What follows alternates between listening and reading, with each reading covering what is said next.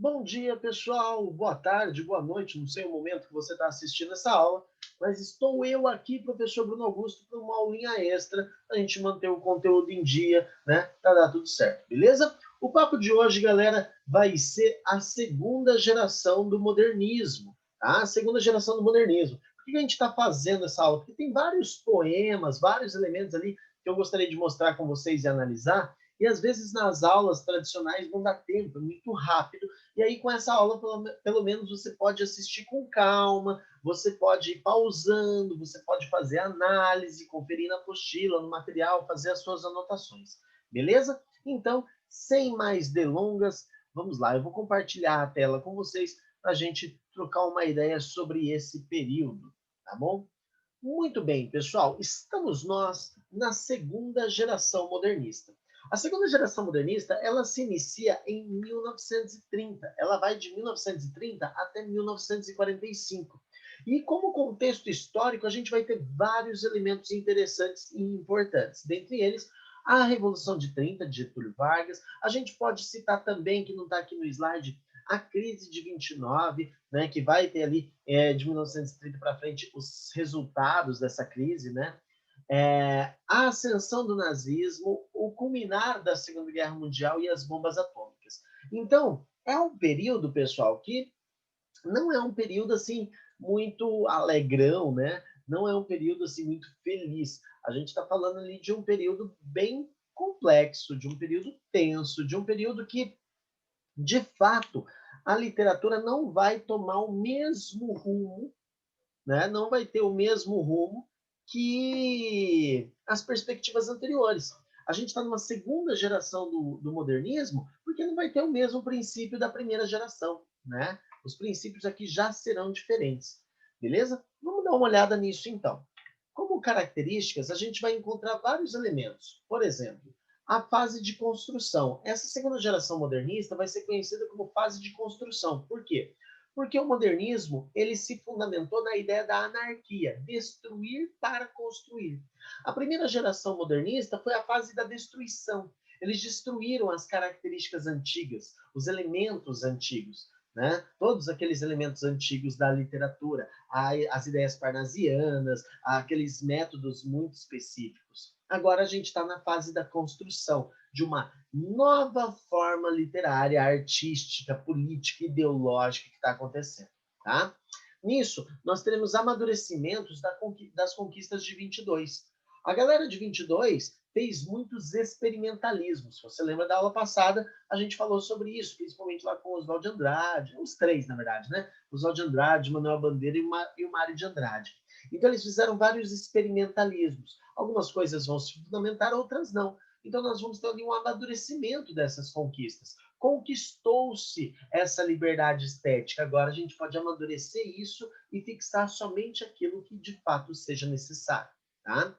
O que mais vai ficar é a ideia de versos livres, ou seja, a gente não vai precisar fazer rimas, né? Não vai precisar, e uma liberdade poética, né, geral. Que essa liberdade poética, ela vai ser uma liberdade para escrever da forma que você quiser, né? Então, utilizar o vocabulário que quiser, podendo ser aquele vocabulário popular, já que era muito comum na época, podendo usar é, a, a palavras diferentes, como neologismos, às vezes estrangeirismos, e também fazer uma poesia mais sintética. Como Oswald de Andrade, aquela ideia do poema Pílula, vem essa poesia um pouco mais sintética, menor, objetiva, direta. Tá?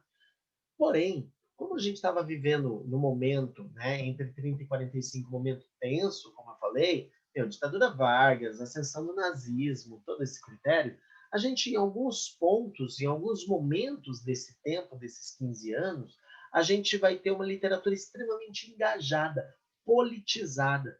Vários autores que vão focar a sua literatura na sociedade. Isso vai ser um ponto bastante importante. Inclusive, a gente vai falar disso um pouquinho à parte, a questão da prosa. A prosa da segunda geração moderna, ela vai ser muito bem trabalhada, né? Muito bem trabalhada num critério político-social, né? Onde a gente vai ter autores como Jorge Amado, como Graciliano Ramos e tudo mais, tá bom? Bom, Aí entram algumas características mais peculiares desse momento histórico. A interpretação do eu no mundo, então como que nós vivemos nesse mundo que vivemos, né? Por que nascemos, quem somos, por que estamos aqui. Um intimismo, toda uma literatura voltada ali para o próprio ser, até às vezes com uma ideia de espiritualidade, né? Tentando ali buscar uma resposta nessa transcendência, na espiritualidade, não necessariamente na religião, mas nas questões do espírito, e questionamentos da realidade, já que a gente está numa literatura engajada, politizada, vale lembrar assim, que tem um momento que a gente tem que se perguntar por que as coisas acontecem como acontecem, né? Por que a realidade é assim? O que se faz a vida ser dessa forma? O que faz a vida ser dessa forma, né? Então a gente vai questionar bastante a realidade. Bom, nisso, galera, alguns autores vão se destacar. Nós começamos com Carlos Drummond de Andrade. O Drummond ele vai ter uma temática muito ampla. Tão ampla que a poesia dele vai se dividir em 3 fases, vamos dizer assim. Isso porque ele pertence à segunda geração do modernismo e continuará pertencendo, só que a literatura dele foi evoluindo e se adaptando ao momento histórico em que ele vivia, sem ele se enquadrar em outra geração, em outra estética literária, mas meio que fundamentando, se moldando em relação ao tempo. A gente vai ter primeiro a fase Gauche, que se escreve Gauche, Gauche, é isso mesmo? É, isso mesmo, né? Como está aqui no poema Sete Faces, tá? Então, a primeira fase Gauche, essa fase Gauche é uma fase em que a gente vai ter muito humor, né? Muito humor, vai ser uma poesia muito próxima da primeira geração moderna, tá? Vai ter muito experimentalismo, muitos testes, coisas diferentes assim, e vai ser uma poesia, por vezes, um pouco pessimista, sabe? Um pouco reflexiva sobre as questões do mundo. Depois, a gente vai ter uma poesia social, muito social. É a poesia que tem uma preocupação com a sociedade, sabe? Que vai ter ali um pensamento de tipo dar um chacoalhão em você para você refletir sobre o mundo que você vive. Né? Então, é a chamada poesia social. E, por fim, a poesia metafísica. A poesia metafísica, que é aquela poesia mais espiritualista, tentando entender o mundo como um todo. É a poesia do Drummond mais velho, né, mais experiente, tá? Nisso, o que a gente encontra nessas 3 fases? Lembrando, poesia gauche, poesia social e poesia metafísica. O que a gente vai encontrar nessas 3 fases? Uma temática extremamente ampla. Parece que o Drummond consegue falar sobre tudo. Para quem vai fazer o EM, por exemplo, cai o livro Antologia Poética. Cara, é muito tema. Ele fala de amor, ele fala da própria linguagem poética, ele fala sobre o passado, ele fala sobre os amigos, é muita coisa. A temática dele é muito ampla. A gente encontra um pouco de humor na poesia dele, então, o humor, não aquele humor que você racha de rir, cai no chão dando risada, mas um humor leve, um humor bonito, leve, tranquilo, sabe? Muito bacana. É gostoso de ouvir, né? É uma brincadeira poética. A gente vai encontrar muito do existencialismo, influência da filosofia do Sartre, tá? Existencialismo, que é o questionamento do eu no mundo, basicamente, as questões existenciais. A gente tem a temática social, na poesia social, e em alguns poemas encontraremos metalinguagem, a reflexão sobre o próprio fazer poético, tá? Vamos dar uma olhadinha em alguns poemas dele. Então, o poema das Sete Faces é um poema, é o primeiro poema do primeiro livro de alguma poesia que abre ali a segunda geração modernista em 1930. E nesse poema são 7 estrofes mostrando 7 faces do poeta. A gente tem aqui algumas informações interessantes. Por exemplo, quando nasci, um anjo torto desses que vivem na sombra disse: vai, Carlos, ser gosto na vida. Ele coloca o nome Carlos aqui, né? Esse nome Carlos dele colocando é bastante interessante. Por quê? Porque ele está se pessoalizando, né? Ele está pessoalizando. Então, isso aqui é um ponto bastante interessante, tá? Que mais? Ele está falando de um anjo torto, né? Um anjo torto. Desses que vivem na sombra. Desses que vivem na sombra, ou seja, é um demônio. O anjo torto desses que vivem na sombra é um demônio. Ou seja, ele foi amaldiçoado. Vai, Carlos, ser gosto na vida. Vai que não vai dar nada certo. Percebam que, em relação à primeira geração, é bastante diferente, né? A gente tem uma diferença grande aqui dessa segunda geração para a primeira, né? Porque a gente já tem uns pessimismos, um existencialismo ali que não era muito comum na primeira. Talvez você perceba uma proximidade com o Manuel Bandeira, né? Que é um cara que vai acabar falando bastante de si mesmo, mas não chega a ser tão igual, né? Não chega a ser o mesmo estilo. Uma outra estrofe do poema é quando ele diz, ó, o bonde passa cheio de pernas, pernas brancas, pretas, amarelas. Para que tanta perna, meu Deus? Pergunta o meu coração, porém meus olhos não perguntam nada. Né? O que é isso? O bonde passa cheio de pernas são as pessoas no mundo. Ele já refletindo sobre as pessoas no mundo. Pernas brancas, pretas, amarelas. Para que tanta perna? Tipo, por que tem tanta gente no mundo, mas meus olhos não perguntam nada? Ou seja, ele gosta do que ele está vendo. É interessante viver em comunidade, é interessante ver as pessoas, é interessante ver umas belas pernas, né? Mas ele se pergunta sobre esse número de pessoas. Né? A terceira estrofe que eu selecionei, né, ele diz assim, mundo, mundo, vasto mundo. Se eu me chamasse Raimundo, seria uma rima, não seria uma solução? Mundo, mundo, vasto mundo, mais vasto é o meu coração.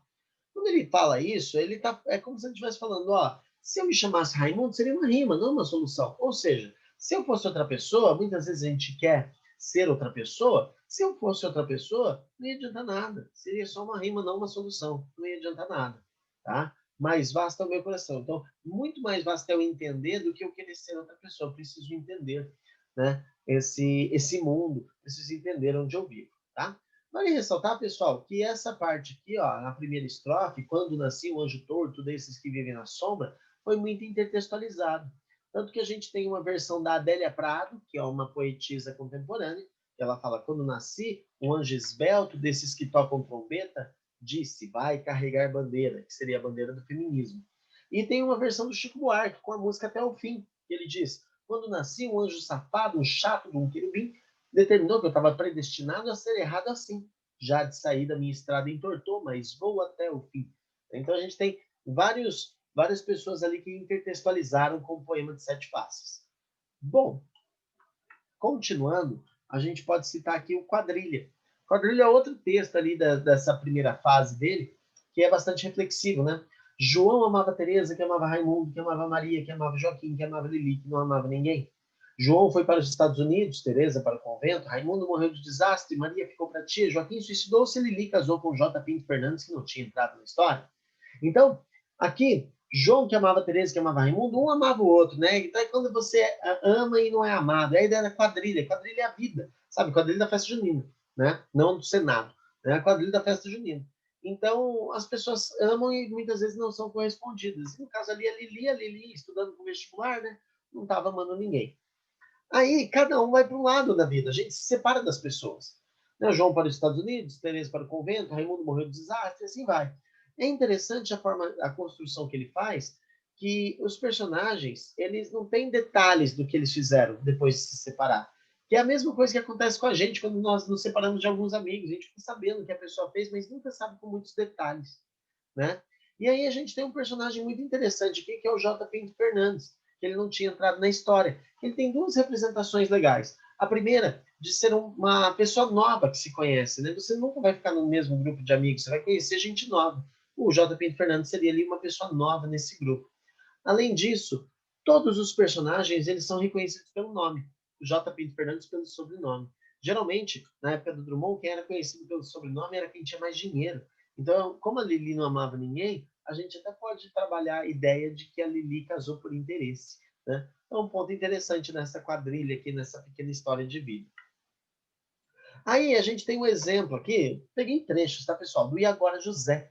E Agora José já é um poema muito mais chacoalhado, assim, mais denso. Por quê? Porque ele faz parte da poesia social, né? Então, e agora, José? A festa apagou, acabou, a luz apagou, o povo sumiu, a noite esfriou. E agora, José? E agora você? Você que é sem nome, que zomba dos outros, você que faz versos, que ama, protesta. E agora, José? E agora? Tá? Com tudo que está acontecendo, e agora? O que você vai fazer? Qual que é a tua atitude? E agora, José? Né? Então é um poema que dá um chacoalhão na gente, assim. Então ele faz parte dessa poesia social, querendo mexer mais com as pessoas, né? E aqui um poema também daquela primeira fase, né, da fase gauche, que é o poema No Meio do Caminho. No meio do caminho tinha uma pedra no meio do caminho, tinha uma pedra, no meio do caminho tinha uma pedra. Olha esse experimentalismo que diferente, né? Nunca me esquecerei desse acontecimento na vida de minhas retinas tão fadigadas. Nunca me esquecerei que no meio do caminho tinha uma pedra. Tinha uma pedra no meio do caminho. No meio do caminho tinha uma pedra. Então, se a gente parte do pressuposto que a pedra ela representa os problemas da vida, o caminho representa a nossa vida, é a gente passando pelas pedras do caminho. Né? No meio do caminho tinha uma pedra? Tinha uma pedra no meio do caminho. Né? As coisas, elas se transformam, elas passam. E aí, ele mais velho, né? Nunca me esquecerei desse acontecimento, dessa percepção. Nunca me esquecerei que no meio do caminho tinha uma pedra no meio do caminho. Esses problemas ficam para trás. Então, bastante diferente, né? Eu trouxe aqui alguns dos principais poemas do Drummond para a gente dar uma olhadinha, né? Nesse critério. Além do Drummond, pessoal, tem a Cecília Meirelles, maravilhosa Cecília Meirelles, uma autora que trabalha muito o intimismo, muito uma poesia bastante pessoalizada, tá? Só que ela vai ter umas diferenças, né? Ela vai ter uma linguagem bastante elevada, sabe? Um vocabulário mais requintado, que vai demonstrar o retorno ao modo clássico de se fazer poesia, né? Ou seja, a liberdade da galera da segunda geração era tanta que eles conseguem desenvolver, né? Então essa liberdade era tanta que eles conseguem desenvolver aí uma uma liberdade também para retomar coisas que os primeiros modernistas queriam acabar. Eles têm uma liberdade de retomada, tá? Nisso, ela vai ter uma linguagem, um vocabulário bastante diferente. Mesmo a poesia dela sendo bastante ampla, muito maravilhosa, bem musical, sabe? Até uma poesia para crianças, com um livro Ou Isto ou Aquilo. É muito interessante a Cecília Meirelles. Das características principais que a gente vê nela, além da ideia da intimidade, desse vocabulário mais requintado, a gente percebe bastante melancolia, com a ideia do existencialismo também, essa influência do Sartre, né, com a questão do encontrar-se, sabe, da questão do ver-se, do entender-se como um ser humano, e também ali a efemeridade do tempo, as coisas que acabam rápido, perdão, né? A efemeridade do tempo, as coisas acabam muito rápido, a fugacidade, as coisas passam muito rápido, o tempo passa muito rápido. De repente, quando você vê novembro, cara, olha só que loucura, né? Então, essa fugacidade do tempo aí é mais um dos elementos aí da Cecília Meirelles, tá? Muito bem, vamos dar uma olhadinha na poesia dela. Retrato. Retrato é um eu lírico feminino, né, que está olhando para um retrato de si mesmo no passado e fazendo uma comparação, dizendo: eu não tinha esse rosto de hoje, assim calmo, assim triste, assim magro, nem estes olhos tão vazios, nem o lábio amargo. Eu não tinha essas mãos sem força, tão paradas e frias e mortas. Eu não tinha esse coração que nem se mostra. Eu não dei por essa mudança tão simples, tão certa, tão fácil. Em que espelho ficou perdida a minha face? Né? Então, olha que interessante, né? Primeiro, a estética é diferente, já que é uma característica do modernismo, né? Ela tem uma liberdade estética bacana. Além disso, o uso de uma figura de linguagem bastante interessante, que é o polissímetro, que é a repetição de conectivos, para dar esse peso, né? Eu não tinha esse rosto de hoje, assim calmo, assim triste, assim magro, nem esses olhos tão vazios, nem o lábio amargo. Eu não tinha essas mãos sem forças tão paradas e frias e mortas. E eu não tinha esse coração que nem se mostra. Olha a efemeridade, a fugacidade do tempo. Eu não dei por essa mudança tão simples, tão certa, tão fácil. Em que espelho ficou perdida a minha face? Em qual momento eu me perdi de quem eu realmente era? Então, é muito existencial, né? Característica aí da Cecília Meirelles. E além desse tipo de poema, a gente vai ter ela escrevendo uma obra que, meu, maravilhosa, também incrível, que é o Romanceiro da Inconfidência. Poema, na verdade, que é um romance, né? Não um romance em prosa, como nós conhecemos, mas um romance, aquela composição popular escrita em redondilhas, tipo lá da época das narrativas épicas, das rapsódias, nós tínhamos o romance também, essa composição popular que é escrita em versos redondilhos. Ela vai reconstruir a história da Inconfidência Mineira, valorizando aqueles heróis e o que eles transmitiram, esses valores eternos e significativos para a formação da consciência de um povo, necessária consciência de um povo. Lembrando que a Cecília Meirelles é do século XX e a Inconfidência aconteceu no século XVIII. Então, essa retomada aí é muito importante, bastante interessante, né? Ela vai descrever que é uma história feita de valores irredutíveis, de ouro, amor, liberdade e traições. Então, ela vai retomar a Inconfidência Mineira nesse romanceiro, dessa forma escrita. Eu dou um destaque aqui para esses versos que fazem parte de um documentário muito legal, vale a pena assistir, chamado Ilha das Flores, que é um mini documentário que vai fazer a ligação entre a pobreza no Brasil e um japonês que planta tomates, né? Ela vai escrever isso aqui ao final do documentário e é muito bonito, né? É liberdade, esta palavra que o sonho humano alimenta, e não há ninguém que não explique e ninguém que não entenda. Então, a importância da liberdade, sabe? Isso vai ser bastante destacado na obra dela. Bom, além do Drummond e da Cecília Meirelles, outro autor que é de grande destaque é Vinícius de Moraes. Vinícius de Moraes, o boêmio, aquele que canta o amor, que exalta a mulher, às vezes até no sensualismo erótico, um cara ali que acaba dando muito o que falar, né? Principalmente quando ouve-se aqueles versos dele. Me desculpem as feias, mas beleza é fundamental, né? Mas é um cara que vai trabalhar o imediatismo, os mistérios da alma, o cotidiano social, e vai ter um grande papel na Bossa Nova. Um grande papel na Bossa Nova. Tá? O legal do Vinícius de Moraes é que ele é um autor ali da segunda geração, ele vem mais para o finalzinho da segunda geração, né? E começa a produzir, e ele vai usar daquela liberdade que eu comentei na Cecília Meirelles, era uma liberdade até de uso da como que eu digo, daquelas questões anteriores da poesia, né? O uso daquelas questões anteriores, das formas anteriores, dos modos, das características das poesias mais antigas, ele vai poder usar, tanto que ele vai ser um grande sonetista. Ele vai escrever soneto, cara, vai voltar o soneto com o Vinícius de Moraes, tá? Uso de versos decassílabos, tudo muito certinho, com destaque aqui para o soneto de fidelidade, bastante conhecido, né? De tudo ao meu amor serei atento, antes e com tal zelo e sempre tanto, que mesmo em face do maior encanto dele se encante mais meu pensamento. Então eu vou dar atenção ao meu amor, no começo, sempre, bastante, que mesmo se alguém mais bonito, mais belo aparecer, dele se encantará mais meu pensamento ficar encantado com o meu amor. Quero vivê-lo, amor, em cada vão momento, e em seu louvor hei de espalhar o meu canto, vou cantar esse amor, né? Eu vou valorizar esse amor. E rir meu riso e derramar meu pranto, olha que pleonasmo bonito, né? Rir meu riso e derramar meu pranto. Lógico que ele vai rir o riso, mas eu rir meu riso e derramar meu pranto, ao seu pesar, ao seu contentamento. Chorarei quando meu amor estiver triste, sorrirei quando meu amor estiver sorrindo, né? E assim, quando mais tarde me procure, quem sabe a morte, a angústia de quem vive, quem sabe a solidão, o fim de quem ama. Então, quando me procurar, quem sabe a morte, a angústia da vida, que é a nossa certeza daquilo que vai acontecer, ou a solidão, o fim de quem ama, a pessoa me deixar, eu possa me dizer do amor que eu tive. Então, eu posso dizer a mim mesmo do meu amor, do amor que eu tive, que não seja imortal, posto que é chama, mas que seja infinito enquanto dura. Muito bonito, né? Então, o soneto de fidelidade, ele faz parte aí de uma segunda geração, mesmo tendo essa caracterização antiga, né? Formação de um soneto, 14 versos, versos decassílabos, né? É um estilo antigo. Outro destaque, a gente pode colocar um soneto de separação. Como ele coloca bem, né? Ele faz aqui o uso de uma anáfora, né? O início das estrofes aqui e o último verso acabam sendo iguais, e um contexto bastante interessante.